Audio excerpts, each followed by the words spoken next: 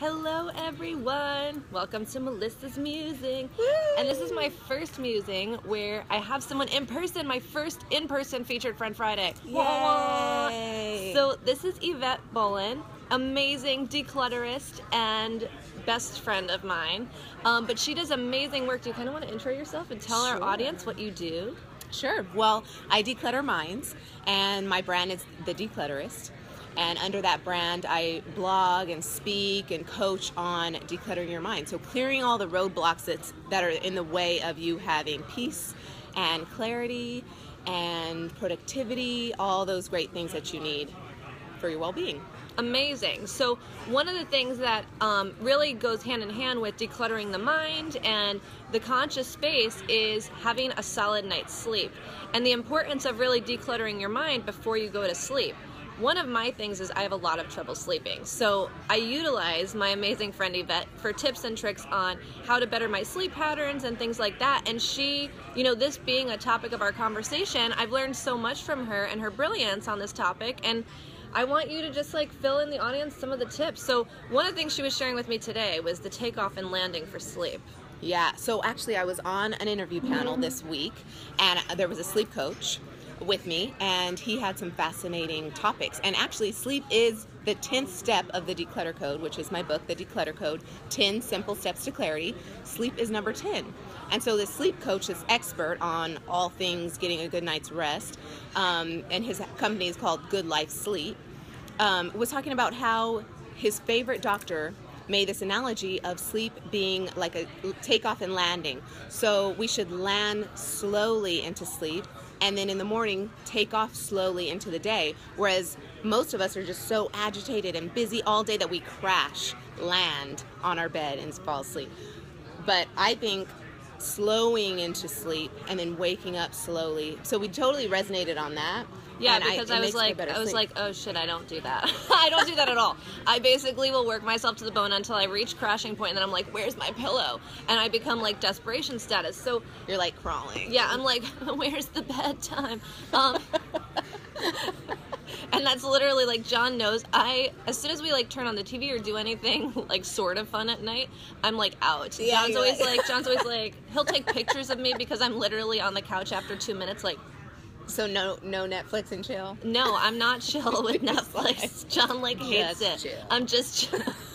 And literally my mouth hangs open. I fall asleep like this. And John has a series of photos of me sleeping in various positions because I don't respect this time for myself. So, smooth takeoff, smooth landing. I have started doing better at my like takeoff of the day because I do have better practices. But what are some of the tips that I can be using as I land my plane like in for a really nice sleep?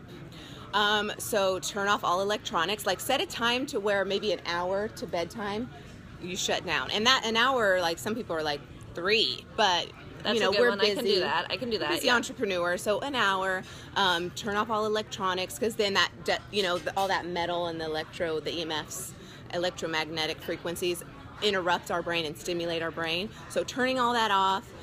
Even the TV, like don't let that be the last thing you have, because that's stimulating to the eye and it disrupts REM sleep. So just kind of have some quiet. Start to dim the lights an hour before. Which is interesting because so many people sleep with the TV on, which is very interruptive to sleep. Yeah, don't do that, guys. Yeah. So maybe an hour of quiet before bed and an hour of quiet, when you wake up. That's nice. That sounds really good. I'm going to have to start I get to start trying to put that into practice. I do. Because my evening is not typically that way. And for a long time, I have wanted to kind of set the intention of having like a decompression time, like almost like a meditation, and maybe like incorporating a gratitude practice like I do in the morning, but something to create some space for myself. I probably just need to fill that time with better habits. Oh, we've got some people. Hey guys. Hey Brandon. Hey Paul. Planes take off really fast though.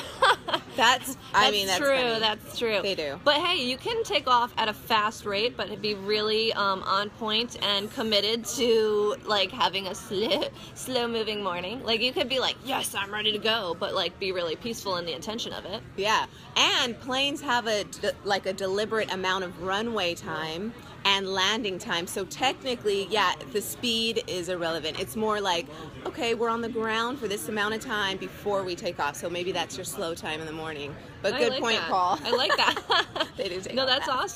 awesome. Yeah, so that's a really great tip. And then is there anything else that you want to share with our audience today on sleep? And It's just important that I take a nap in the daytime too, when I can swing it. But yeah, sleep's important. And really just gauge it on the level of alertness and awakeness you feel to gauge if you're getting enough of it. So, and this is one area that I definitely fall short in myself. It's waking up in the morning knowing that my body could use a nap in the afternoon, and then not respecting that, just busting through it, like steamrolling until the end goal, and then it is like that crash into bed type of scenario. So I think too, in addition to me getting to commit to a better nighttime routine, I think I also, and you guys know this is my struggle, right? My inner self-worthiness conversation and like my time conversation, but setting the intention when I wake up feeling that way, and when you guys wake up feeling that way, like that exhaustion sets in and you're like, wow, I could really use a nap today, and it's already early enough where you notice that. Set yourself up for success in your day. And I was actually able to achieve this yesterday with a bit of rest time because I knew I would be in a training today. So I wanted to rest up yesterday, and I actually cleared my calendar, took some time for myself yesterday afternoon, and while I couldn't fall asleep, I was really rested going into the evening. So that's one way that we can also respect our time and our, our space. And, the decompression, I think, is a really great tip for getting a good night's rest, because I struggle with a good night's sleep, and I know a lot of my entrepreneur friends do as well. So thank you so much for that tip, and for being the featured friend on Fabulous Friday. All right, you guys. Well, thanks so much for tuning in and watching. It's a little bit earlier than usual, so we don't have too many of you jump in, but thanks for watching on the replay, and we love you guys. Talk to you soon. Bye.